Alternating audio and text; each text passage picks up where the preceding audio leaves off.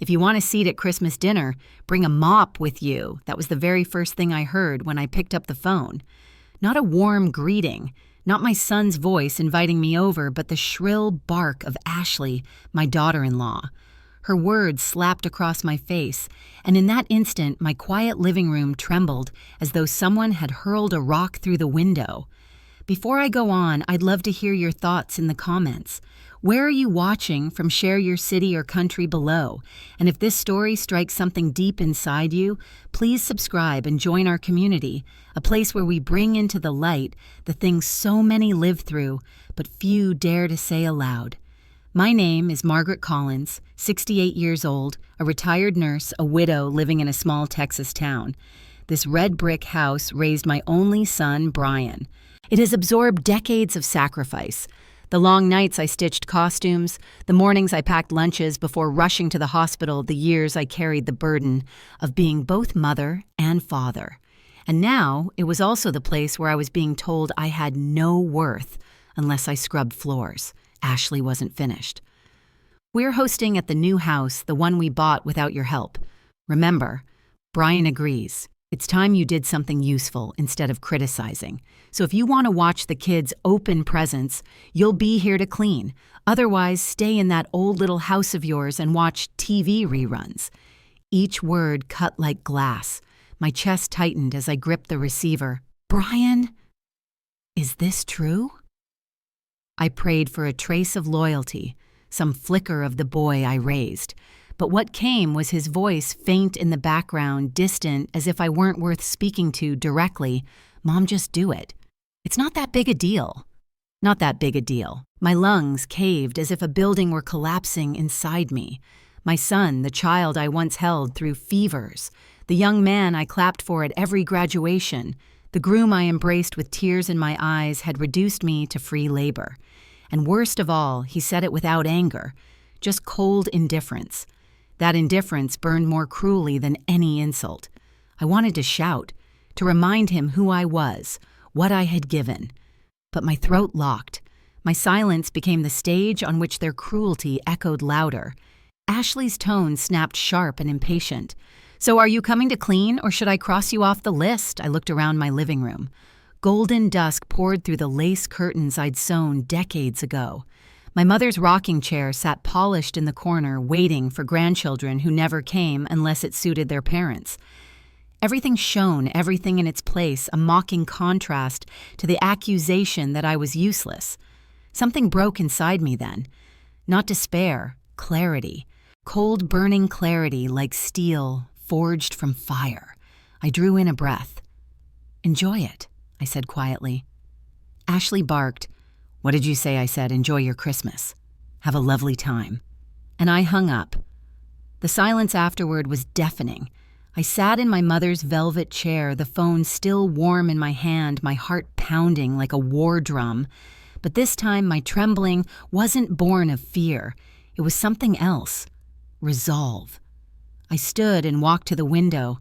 My garden stretched before me like a painting of memories, rose bushes I had planted with my own hands, the stone path Brian had helped me lay when he was 12, the fountain where sparrows still came every morning. Everything had stood by me, everything except my family. I pressed my palm against the cold glass. The truth rang crystal clear. If being with them meant surrendering my dignity, I would rather face Christmas alone. But deep inside, I knew this wasn't loneliness. Because for the first time in decades, I had chosen myself. When the line went dead, I sat frozen in my velvet chair, my hand still pressed to the receiver as if it had burned me. The silence of the house pressed against my skin, heavy and suffocating. And then, like floodwaters breaking through a dam, the memories surged. I saw myself at 24, standing in the harsh fluorescent light of the county hospital, a newborn Brian swaddled in my arms. His father had already been gone, taken by a car accident that left me with grief and debt in equal measure. I remembered promising that tiny boy, "You will never want for anything, not as long as I have breath." I remembered the nights, God, the endless nights when I worked back-to-back shifts in the ER, the metallic smell of blood, the cries of patients, the relentless pace that left my bones aching. And then coming home at dawn, pulling off my nurse's shoes, and creeping into Brian's room where he slept with his arm around a stuffed bear worn thin from love. I would kiss his forehead, ignoring my own exhaustion, and tell myself it was worth it. Every blister, every tear, every hour stolen from my youth.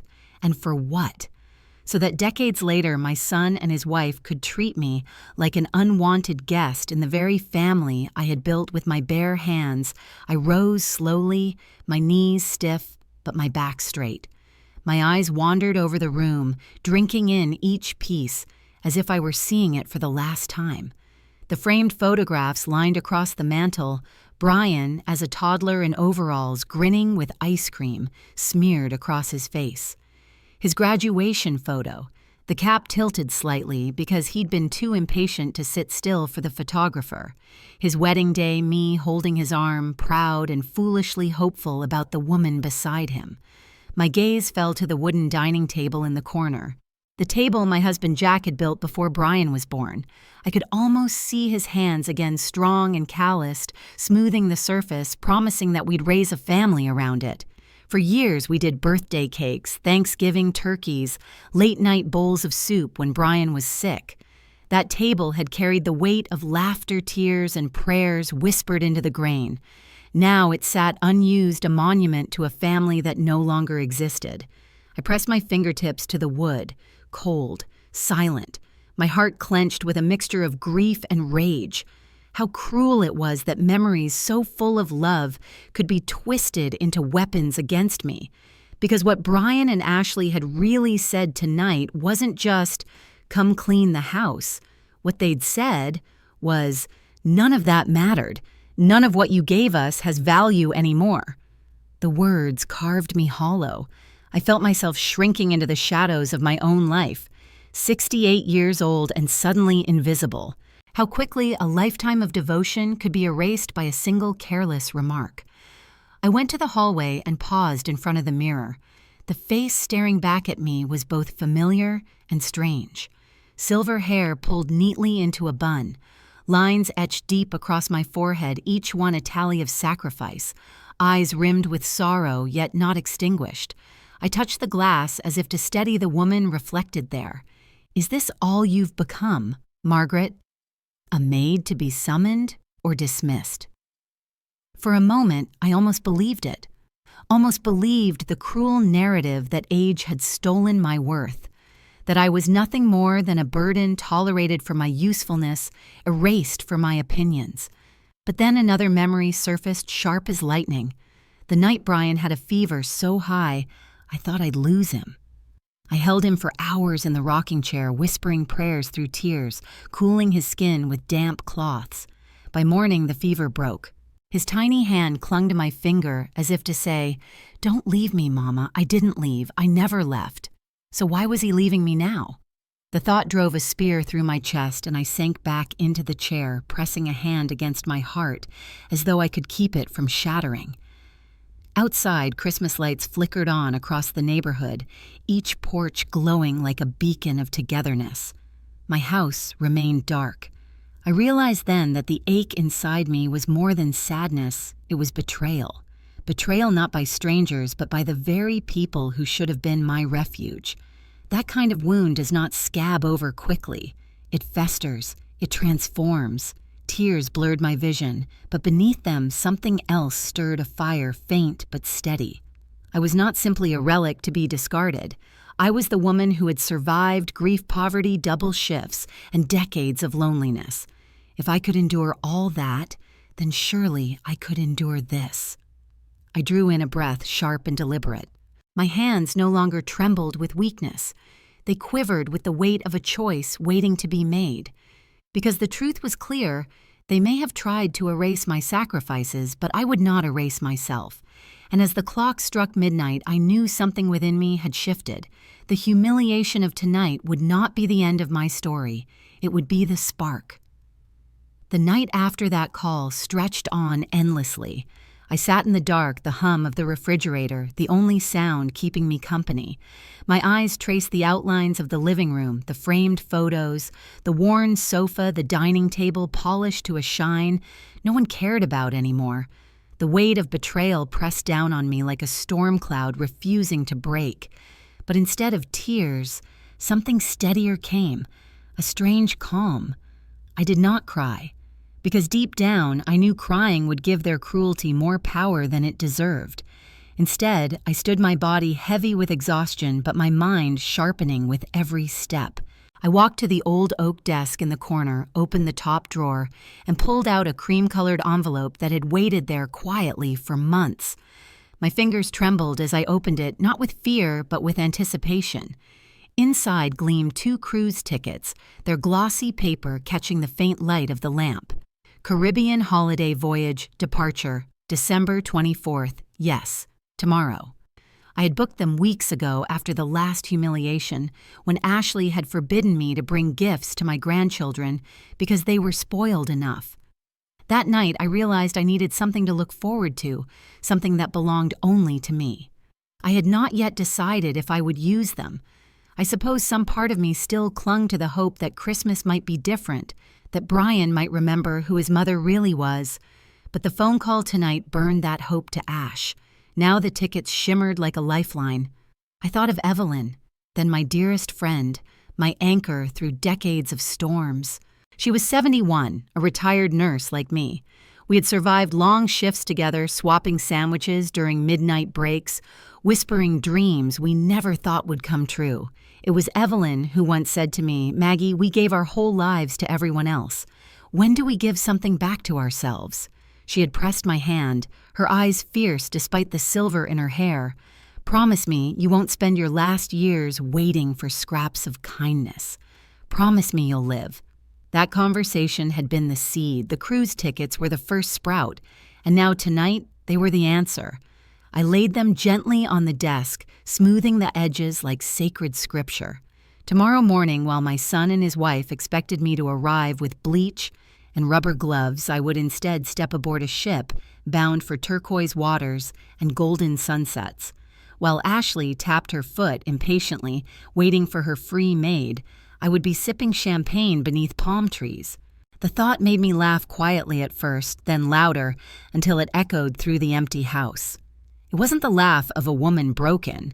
It was the laugh of someone finally cracking the shell of silence she had lived in for too long. I went to my bedroom closet and pulled down a suitcase stiff with disuse. As I unzipped it, a faint smell of cedar wafted out, mingling with the scent of lavender from the sachets my mother once sewed. I began to pack. A coral dress I had bought months ago but never worn still tagged. A silk scarf Jack had given me on our 20th anniversary. Comfortable sandals, a wide-brimmed hat. Each item was more than clothing. It was an act of rebellion, a declaration that my life still held color. Vibrancy, purpose. As the suitcase filled, so did my resolve. I wasn't running away. No, this was not escape. This was reclamation. A woman stepping back into her own story after years of being written out. I paused to glance at the photographs again. Brian's smile as a boy, his awkward teenage grin, the proud young man in his wedding tux. My chest tightened. Did he have any idea what he had just thrown away? Did he realize the weight of a mother's love, the love that carried him through every storm? Perhaps not. Perhaps he never would. But I could not keep begging him to see me. I dialed Evelyn's number. When her voice answered warm and steady, even through the static, I whispered, "It's time." She didn't ask for details. She simply said, "I'll meet you at the port." That was Evelyn. No questions, just faith. When I hung up, I felt the clock ticking toward midnight. The house was still, but inside me, everything was alive, buzzing with anticipation. I slid the envelope with the tickets into my purse and set it on the counter ready. For the first time in years, Christmas morning would not find me bending beneath the weight of someone else's demands. It would find me boarding a ship, lifting my face to the sun and breathing air that tasted like freedom. Tomorrow, the story would change. Tomorrow, I would no longer be the forgotten widow, the silenced mother, the servant at the edge of someone else's table. Tomorrow, I would rise as Margaret Collins, the woman who chose herself. Morning came like a promise wrapped in sunlight. The suitcase by the door was no longer a symbol of hesitation. It was my declaration. By the time I reached the port, Evelyn was already there, her silver hair tucked beneath a wide sun hat, her eyes sparkling with a mischief I hadn't seen in years. "Maggie," she whispered, gripping my hands, "you're really doing this." "No," I corrected gently, watching the towering ship rise against the horizon, white against the endless blue. "We're really living." The Caribbean breeze carried the salt of freedom as we stepped onto the deck. The ship itself felt like another world, a floating palace, where every corridor gleamed, where every sound was music. I could feel the weight of Texas, of that call of years of silence falling away with every step up the gangway. Our cabin was a suite larger than I had ever dared imagine, with floor-to-ceiling windows framing the ocean like a moving painting. Plush armchairs, polished wood, crisp linens that smelled faintly of lavender and sea air. I set my purse down on the glass table and laughed a deep laugh that came from somewhere I thought had been buried forever. That evening, as the sky burned in hues of crimson and gold, Evelyn and I dressed for Christmas dinner, not in aprons, not with the burden of others' demands, but in gowns that shimmered against our skin. I wore the coral dress I had packed, the one that clung to me, not with youth, but with dignity, with boldness. I felt radiant, not despite my age, but because of it. We found ourselves in the grand dining hall, the sound of a jazz band swelling around us. A saxophone crooned, mingling with the clink of crystal glasses and the low hum of laughter. Waiters in pressed white jackets floated across the room, carrying silver trays of lobster tails and champagne. For the first time in years, I wasn't shrinking into the background. I wasn't enduring the weight of being tolerated. I was present, visible, alive. As I sipped a cocktail, its rim kissed with sugar, its color like liquid rubies, a young man approached. He couldn't have been older than 30, with a camera hanging from his neck and a smile that carried none of the arrogance I had endured for so long. "Excuse me," he said with a slight European lilt. "I'm Marcus. I'm the ship's photographer." But tonight his eyes twinkled. "I don't see just a passenger.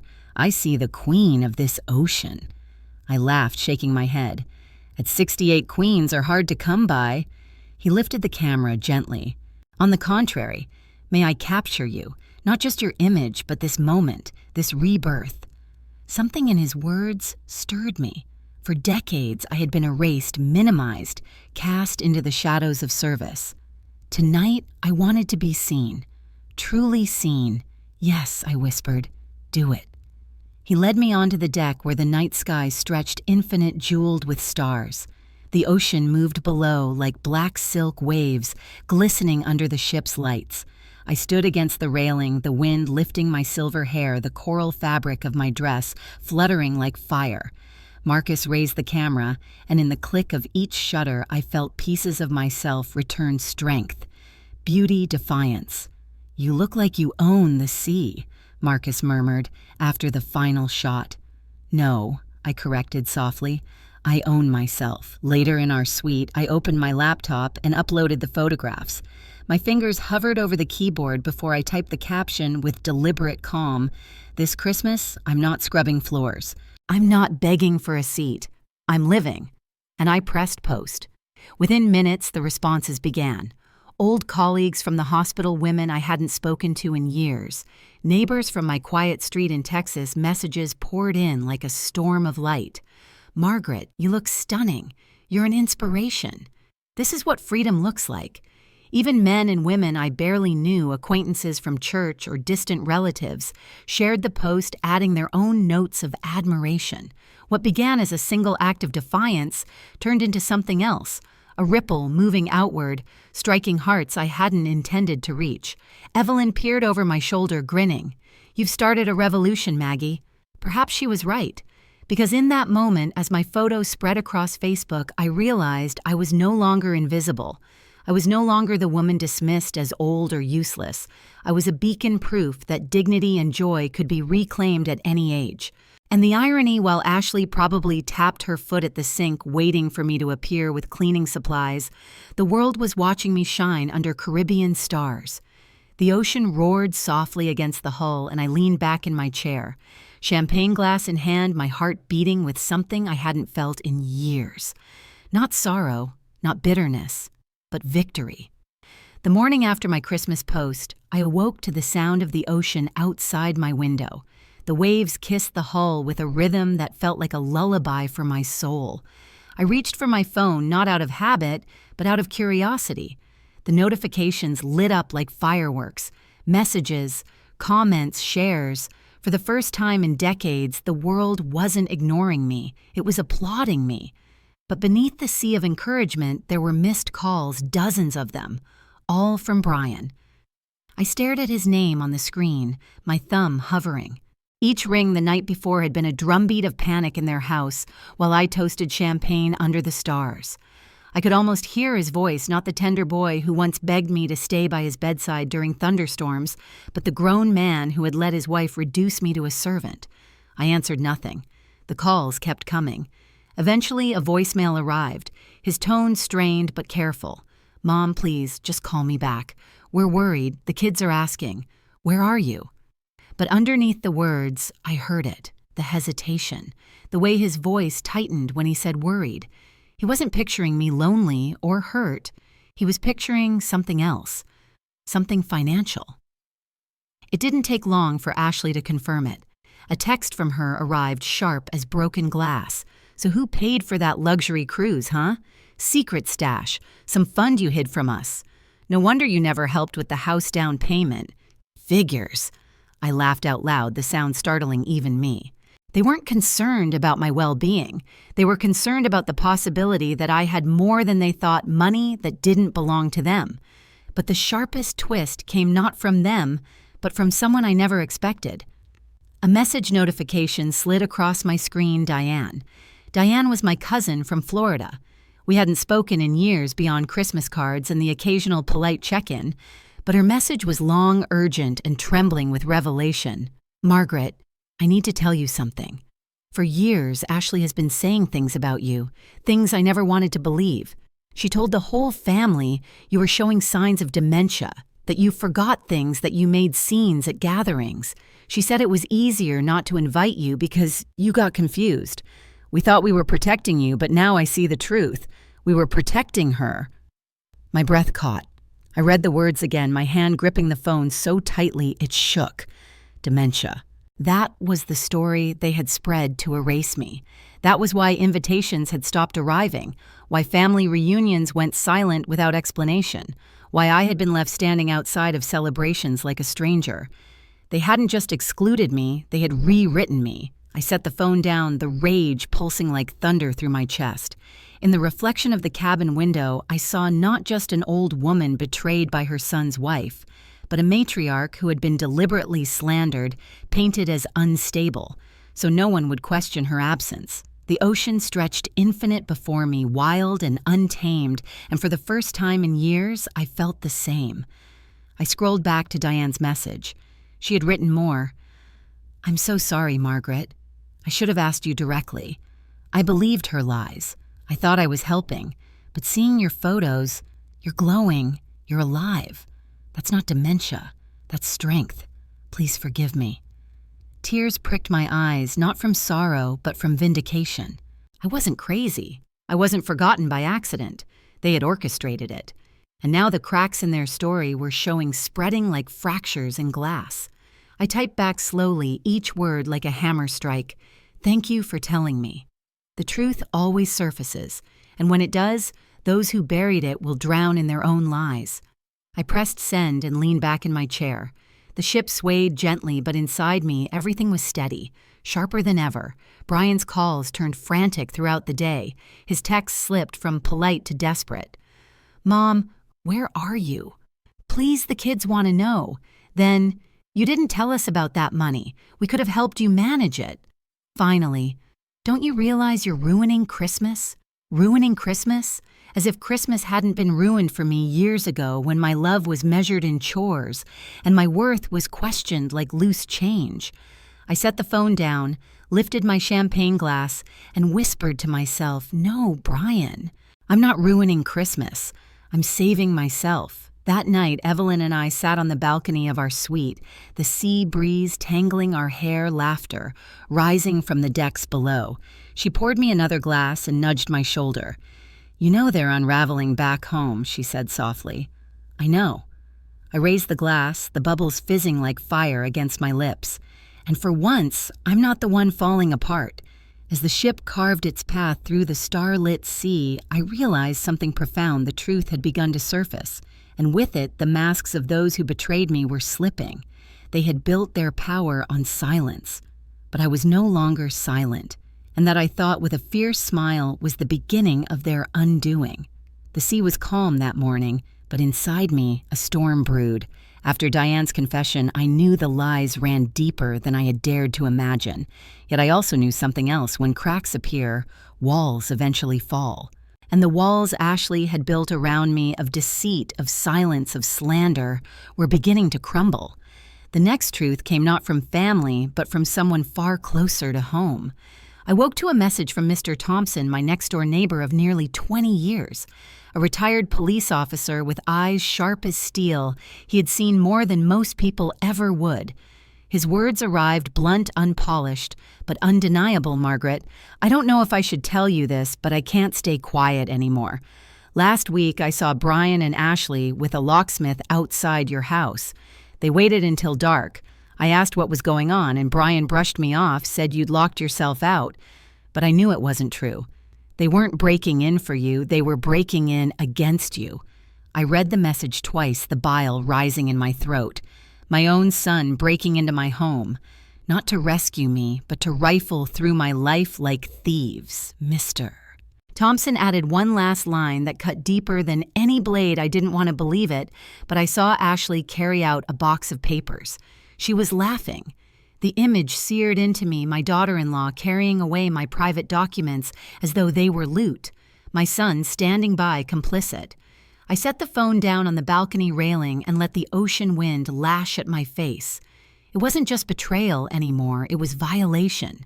They hadn't only taken my dignity, they had crossed into my home, into the sanctuary where I had built my life. Evelyn found me there, staring out at the horizon, the message still glowing on my phone. She didn't need to ask, she could read the fury on my face. "What happened?" she asked softly. I handed her the phone. She read silently, her jaw tightening. When she looked up, her eyes were fierce. "Maggie," she said, gripping my arm, "they're not just dismissing you. They're trying to control you. Your money, your name, your very existence. This isn't about Christmas dinner. This is about power." Her words landed heavy like the final piece of a puzzle falling into place. Yes, that was it. They wanted more than my compliance. They wanted control. And they had built an entire web of lies to justify taking it. As the ship swayed beneath us, Evelyn leaned closer. "You can't let this go. You can't let them rewrite your story any longer." I nodded slowly, the steel hardening inside me. She was right. My silence had been their weapon, but now the truth was no longer mine alone. Other voices were rising. That evening after dinner, I logged back into Facebook. More messages awaited me, this time from women I knew only in passing, neighbors from church, friends from years ago. Each carried the same undertone. "We were told you were unwell. We thought you didn't want to come." We believed them.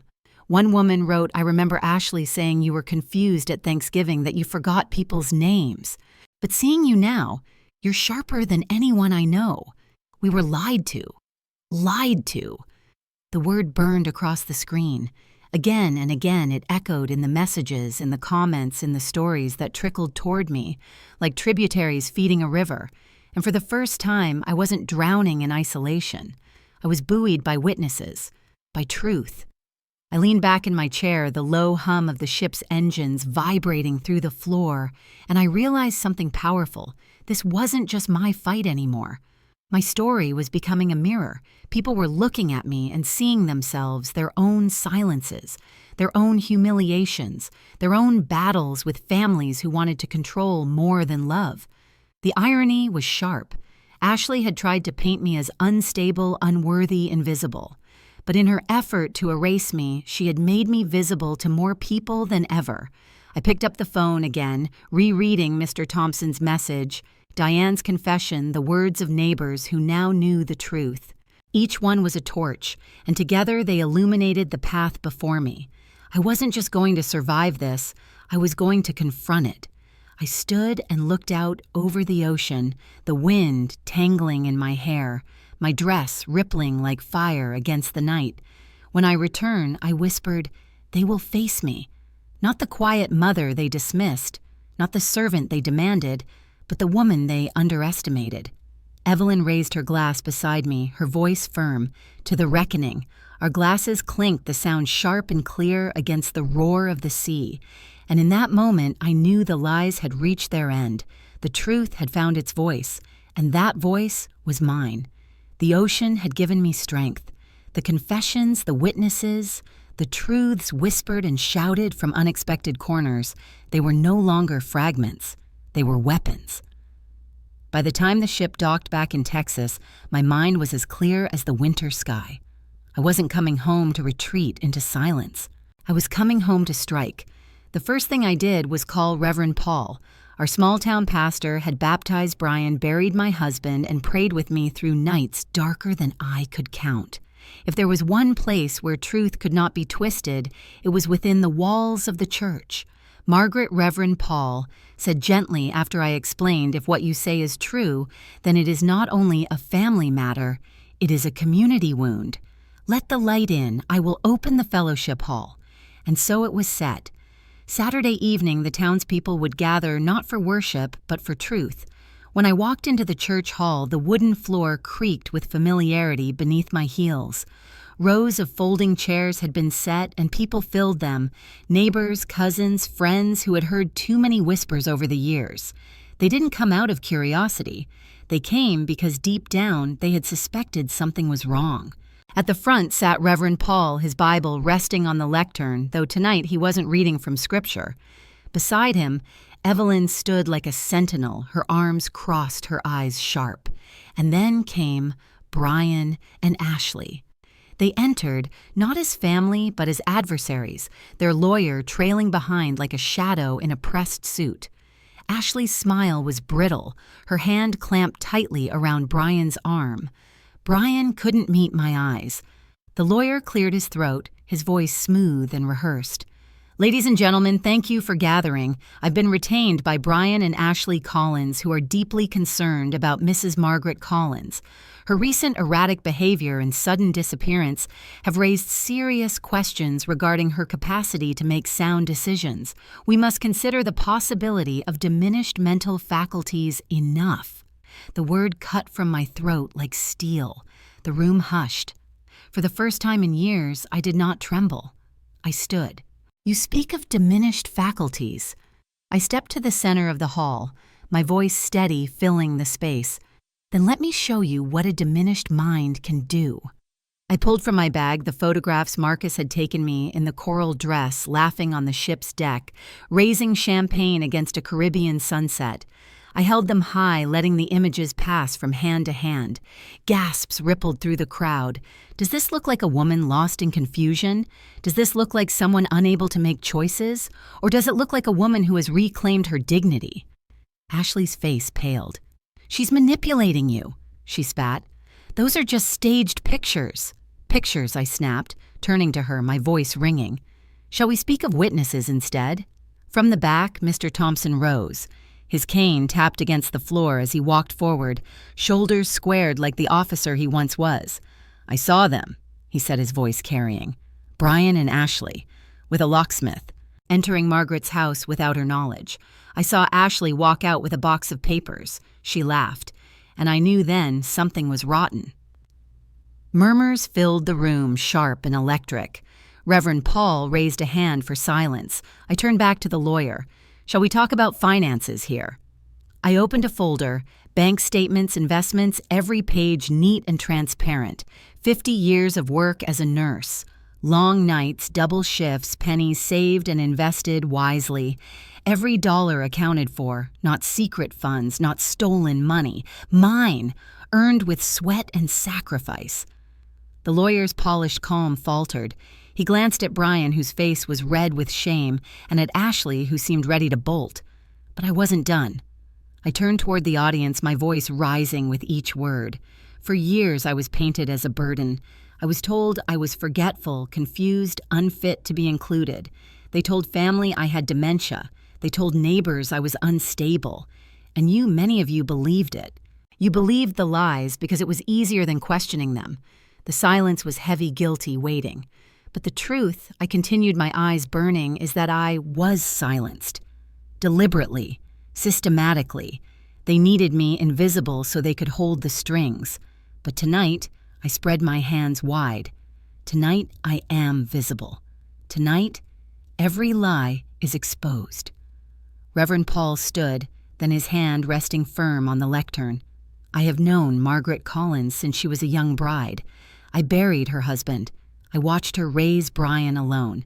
This woman is not broken. She is not confused. She is the living testimony of resilience.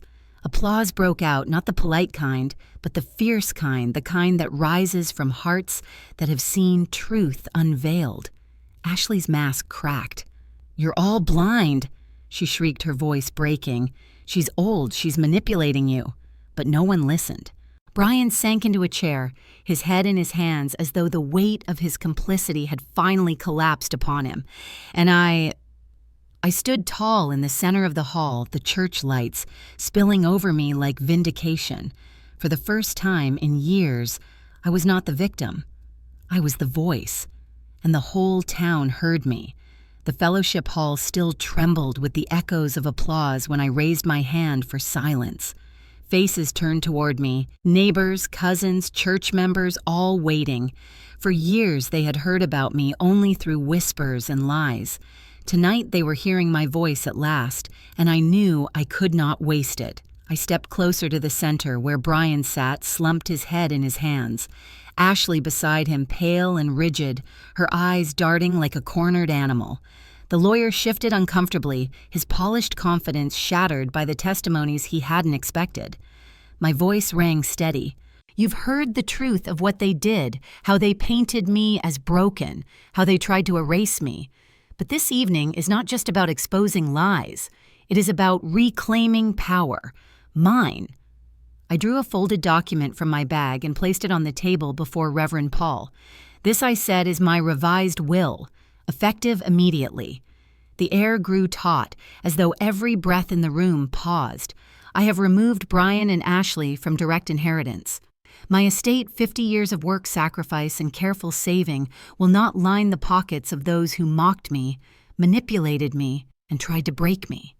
Ashley gasped. Brian lifted his head sharply, his eyes wide, his face drained of color. "Mom, silence," I thundered. The words struck him like a blow. "For once, you will not interrupt me. For once, you will hear me." I turned to the crowd, to the neighbors who had seen me mow my lawn in the Texas heat, to the relatives who had believed the lies about my mind slipping away. Instead, my grandchildren will be provided for, but not through their parents. A trust will be established, managed by the bank, ensuring they will have funds for college, for emergencies, for their true needs. They will inherit opportunity, not manipulation. Murmurs spread like wildfire through the room. Mothers' knotted eyes glistening. Fathers exchanged looks of approval. "And there is more," I continued, my voice climbing, burning. "I will dedicate a portion of my estate to create a foundation for women of my generation, women who, like me, have been silenced, manipulated, cast aside as if their worth ended when their hair turned silver. This fund will provide legal aid, therapy, shelter, whatever is needed for older women to reclaim their dignity." Reverend Paul whispered a prayer under his breath, but I pressed on. Too many of us spend our last years in shadows begging for crumbs of respect. No more. Not for me. Not for the women who come after me. Gasps turned to applause, but I was not finished. Not until I gave the final blow. I turned back to Brian. He sat frozen, his lips parted, but no sound came. Ashley's hand clutched his sleeve, but he shook her off. For the first time, his eyes met mine, truly met mine. And in them, I saw fear. I stepped closer, the click of my heels sharp against the wooden floor. My voice dropped to a low, cutting whisper that carried across the hall. "Brian Collins, I said for years I was the mother who worked double shifts so you could have shoes on your feet. I was the mother who went without so you could thrive.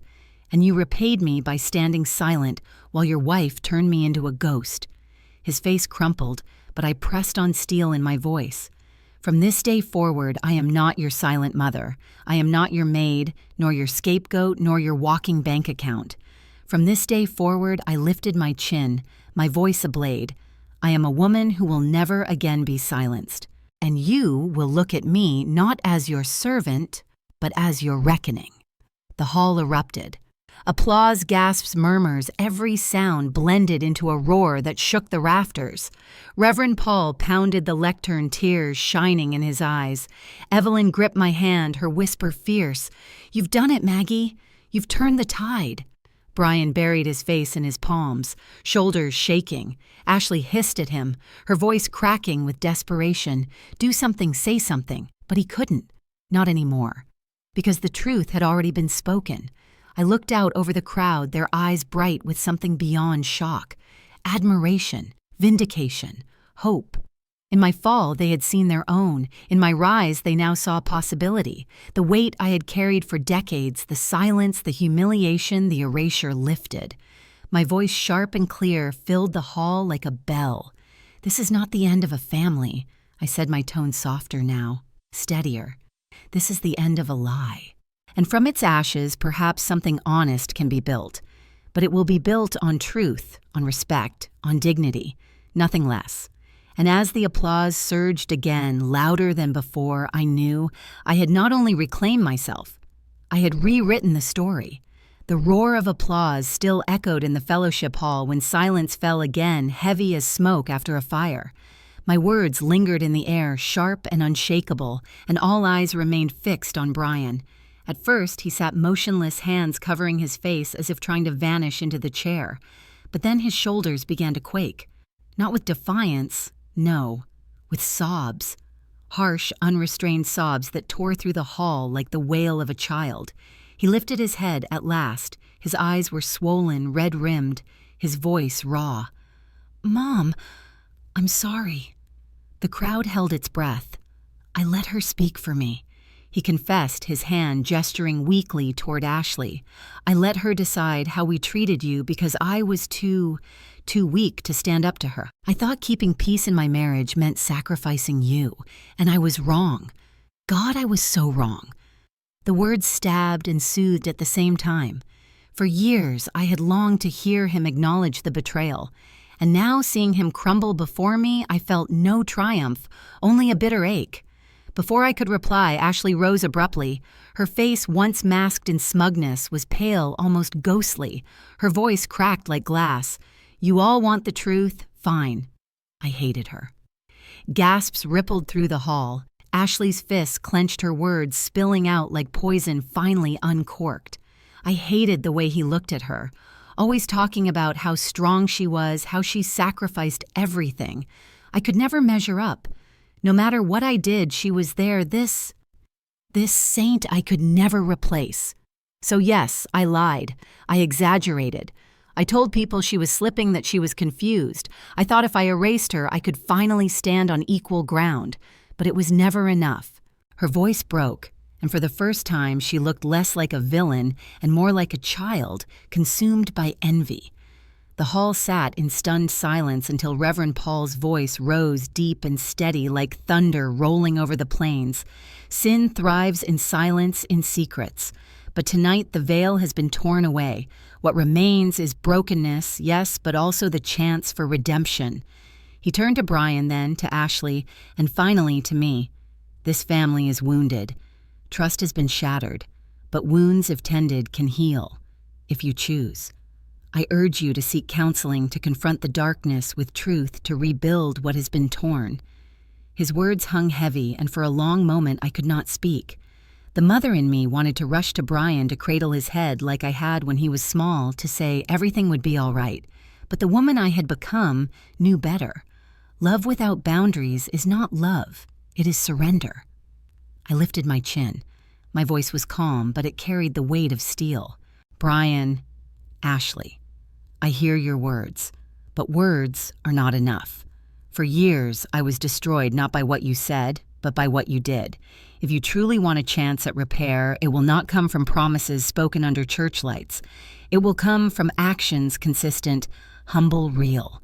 Brian nodded, tears streaming down his face. "I'll do whatever it takes." Ashley's lips trembled, her eyes darting away. "I don't know if I can change." I stepped closer, my gaze unflinching. "Then you don't deserve a place in my life until you do."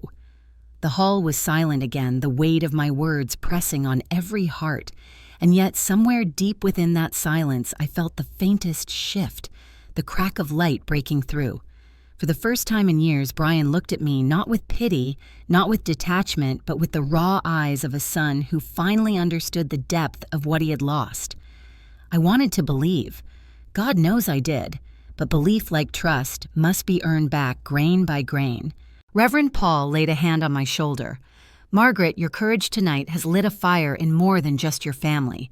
You've reminded us all that silence is complicity. That truth, however painful, is the beginning of freedom." I exhaled slowly, the applause rising again, softer this time, gentler, like a prayer. Yes, the fractures remained, the wounds still raw, the scars still bleeding. But beneath the ruins, something fragile stirred. Not forgiveness, not yet, but the possibility of it. And for the first time, I allowed myself to imagine that hope and pain could coexist, that even in the ashes of betrayal, seeds of healing might take root, but only if they watered it with truth.